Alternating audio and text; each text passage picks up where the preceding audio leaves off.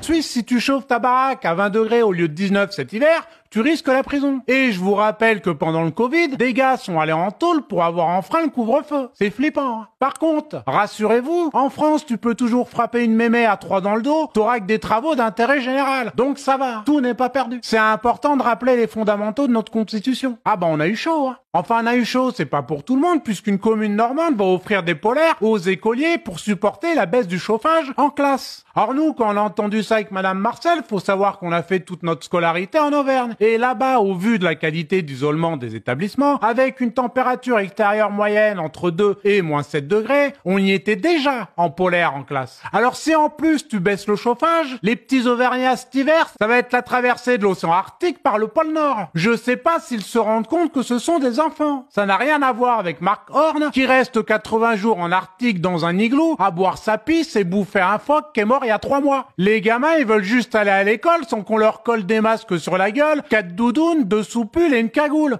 Vous comprenez? Non mais attends, parce que là tu te marres. Mais les mecs sont en roue libre, hein. T'as l'OPAC du Rhône, qui gère le logement social, demande de ne pas utiliser l'ascenseur pour économiser 10 centimes d'euros par trajet. Je vous jure que c'est vrai.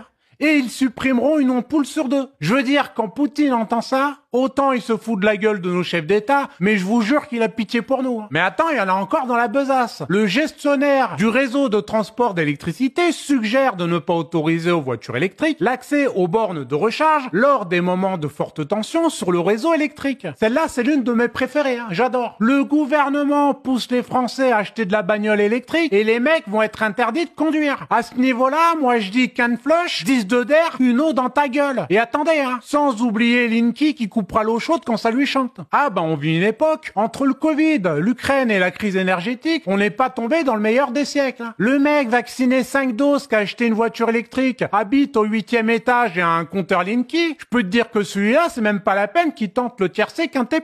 On va pas se mentir, sa vie c'est de la merde. Au point où il en est, autant qu'il s'engage en Ukraine. Hein. Foutu pour foutu, vas-y champion, faut aller jusqu'au bout là.